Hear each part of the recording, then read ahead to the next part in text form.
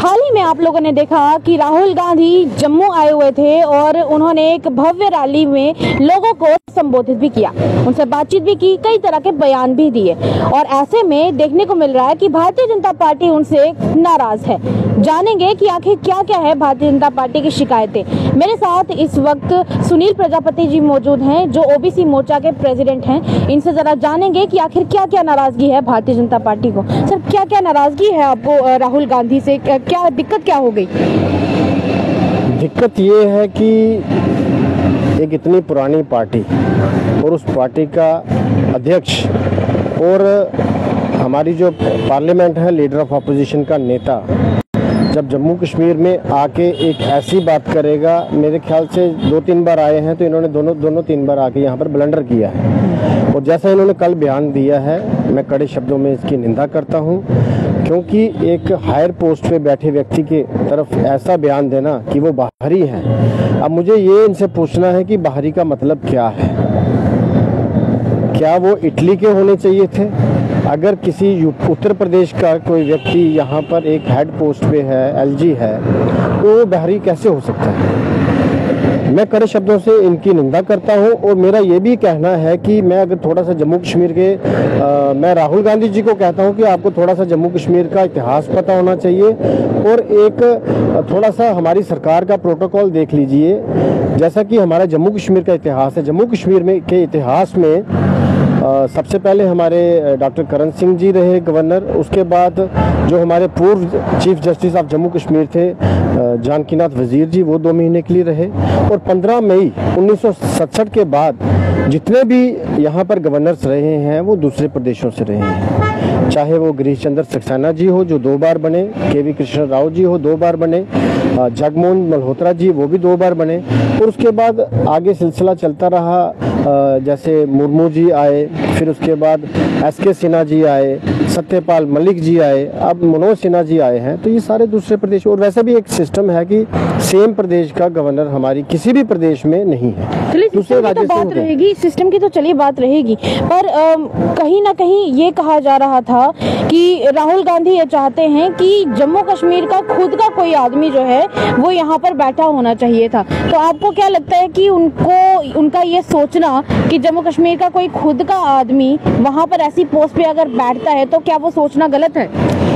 देखिए, बात ये है, मैंने जैसे आपको अभी पहले बताया कि हमारे ये प्रेसिडेंट ऑफ इंडिया, हमारे जो हिंदुस्तान है, देश की एक रूलिंग है, हमारा संविधान है, संविधान के देश जो चलेगा संविधान से चलेगा जी। तो जहाँ पर संवैधानिक जो एक पद है वो हमारे राष्ट्रपति जी ने देखना, जो हमारा संविधान बना है उसके मुताबिक क्या है कि हमारा किसी भी प्रदेश का जो गवर्नर है वो सेम प्रदेश से नहीं रखा जाता है, दूसरे प्रदेश से लाया जाता है कि वो न्यूट्रल रहे और सबके साथ किसी भी के साथ पक्षपात ना करे। तो ये चीज पहले तो इनको ये पता होनी चाहिए, क्योंकि ये सोच के कुछ आते नहीं है। और जैसा कि पिछली बार आए थे, ये वहां पर वाजवान खाने आए थे, मुझे लगता था वो ठीक रहेगा उनके लिए, वाजवान खाया, आइसक्रीम खाई और चल दिए, क्योंकि इनकी मुझे नहीं लगता कोई सोच है कोई। जैसे प्रधानमंत्री जी ने नाम दिया है मंदबुद्धि बालक, मैं उनको वही कहूंगा, क्योंकि अभी थोड़े दिन पर जब भी ये फॉरेन में, विदेश में जाते हैं, हमारे देश की वहां पर निंदा करते हैं किसी न किसी बात में। जो कोई भी ऐसा व्यक्ति है अपने देश की कोई निंदा नहीं करता है। इवन को इनको अपनी दादी से कुछ सीखना चाहिए था। कभी एक बार उनकी दादी से भी सवाल पूछा था कि आपको थोड़ी देर जेल में रखा गया था, तो वो जेल के बारे में तो उसने बोला कि मैं विदेश में अपने देश के खिलाफ कोई बात नहीं करती हूँ, अच्छी कोई भी बुरी बात मैं नहीं बताती हूँ, कुछ भी है।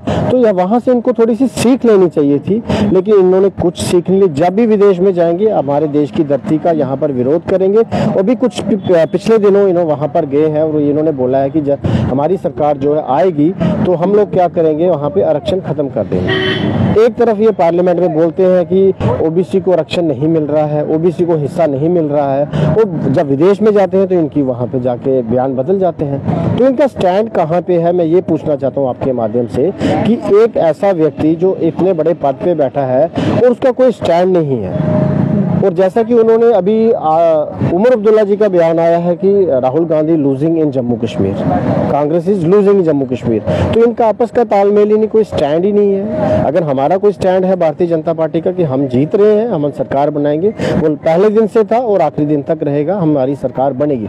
लेकिन मैं ये पूछना चाहता हूँ कि आप लोगों का स्टैंड क्या है? पर देखिए ना, स्टेटहुड के बारे में भी राहुल गांधी ने यहाँ पे आगे बात की कि जम्मू कश्मीर के लोगों को स्टेटहुड दिया जाएगा। क्या वो लोगों के हित में नहीं है? क्या वो गलत है? देखिए, स्टेटहुड की बात तो हम भी कर रहे हैं, स्टेटहुड की बात है। हमारे प्रधानमंत्री जी ने बोला, हमारे जो होम मिनिस्टर जी है उन्होंने पार्लियामेंट में बोल दिया कि हम स्टेटहुड देंगे। हमने कब मना किया स्टेटहुड नहीं देना? पर रामविलास अठावले ने ये बयान दिया था पहले कि हो सकता है कि इलेक्शंस अनाउंस होने से पहले ही जम्मू कश्मीर को स्टेटहुड मिल जाए। उस बयान का क्या हुआ?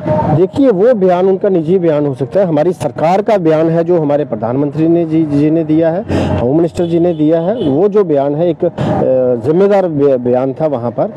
पर रामदास अठावले कोई छोटा नाम नहीं है, मिनिस्टर है वो। मैं कह सकता हूँ, लेकिन बात ये है, सरकार ने अभी जैसे इलेक्शन है, हमारी सरकार ने ये बोला है कि जैसे ही हमारी यहाँ पर सरकार बनती है, यहाँ पे सही वक्त आएगा, क्योंकि यहाँ पर चीजें सारी बिगड़ी हुई थी। आपको खुद पता है कि यहाँ पर कैसे हालात थे, आज हालात यहाँ पर सुधरे हैं। यहाँ पर कैलेंडर इशू होते थे, यहाँ पर पत्थरबाजी रहती थी, यहाँ पर कर्फ्यू रहते थे, यहाँ पर इंटरनेट बैन रहता था, बड़ी सारी चीजों पे सुधार हुआ है। और यहाँ पर लोगों की जिंदगी जो खुशहाल हुई है, लोग किसी एक पटरी पे चलना, सिस्टम जो है यहाँ पे जिंदगी जम्मू कश्मीर की जो लाइफ है, ये चलना स्मूथली चलना शुरू हुई है। तो सब चीज़ों को अगर सुधार हुआ है तो ये भी सुधार, जैसे हमारी सरकार ने बोला है कि हम देंगे, तो वो हमारा स्टैंड क्लियर है, जो पार्टी कहती है वो करती है, इसमें कोई बात नहीं है। कांग्रेस की तरफ से एक बयान आया है हाल ही में, जिसमें ये कहा गया है कि कहीं ना कहीं आरएसएस के लोग, भारतीय जनता पार्टी के लोग जो हैं वो नफरत करते हैं बीआर अंबेडकर के बनाए हुए संविधान से, क्योंकि संविधान को जला दिया गया पर कोई उसके ऊपर एक्शन नहीं लिया गया, कुछ नहीं किया गया,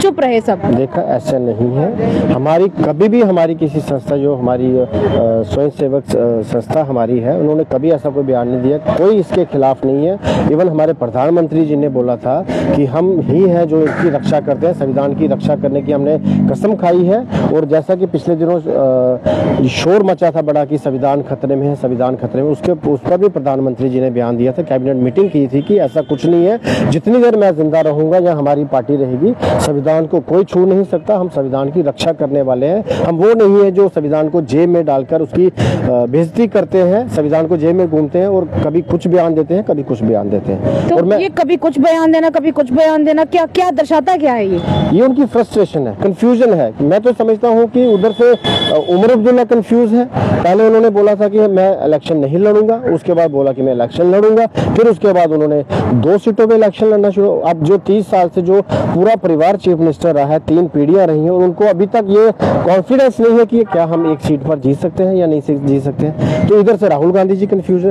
ये दोनों का जो गठजोड़ यही कंफ्यूजन है। मैं तो डोगरी में डोगरी से आखते कि बतोई गए, उधर उमर अब्दुल्ला बतोई गया, इधर राहुल गांधी बतोई गया, दो बतोए और कुछ नहीं है। यहाँ नहीं बाहर है। मैं तो ये समझता हूँ कि ये इनको बाहर वाले जो बाहरी जो कहने का मतलब है, इनको ये लग रहा है कि यहाँ पे कोई इटली का बंदा जो है वो यहाँ पर राज करना चाहिए था। मेरा तो ये सोचना है। But does that make any sense? बिल्कुल।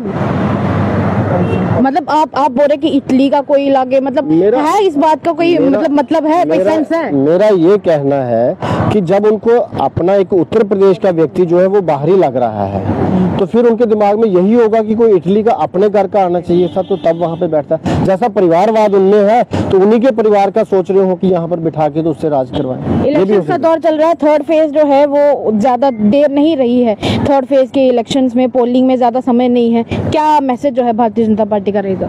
भारतीय जनता पार्टी का मैसेज यही क्लीन एंड क्लियर है कि हमारा जो हम यहाँ पर सरकार बनाने जा रहे हैं, भारी मात्रा में हमारी सीटें निकलने वाली हैं और मेजॉरिटी हमारी आएगी और हम यहाँ पर सरकार बनाएंगे। जो चीफ मिनिस्टर होगा वो इस बार जम्मू का होगा। बहुत बहुत शुक्रिया बातचीत करने के लिए। ये थे हमारे साथ सुनील प्रजापति और इन्होंने कहा है कि भारतीय जनता पार्टी इस बार सरकार बनाएगी। और दूसरा ये कि हो सका तो जम्मू कश्मीर में जम्मू का ही कोई एक नुमाइंदा जो है वो सीएम बनेगा। अब ये तो आने वाला वक्त बताएगा और वोटर्स की मर्जी बताएगी, पर तब तक के लिए आप लोग इस खबर को देखिएगा और सोचिएगा कि आपको किसे वोट करना है, क्योंकि वोट करना सिर्फ आपका अधिकार ही नहीं बल्कि वोट करना आपकी सबसे बड़ी जिम्मेदारी भी है। लोकतंत्र में अपनी भागीदारी जरूर लें और तब तक के लिए मुझे इजाजत दें। साक्षी सानी के साथ सेवाराम की रिपोर्ट, अर्थ न्यूज जम्मू।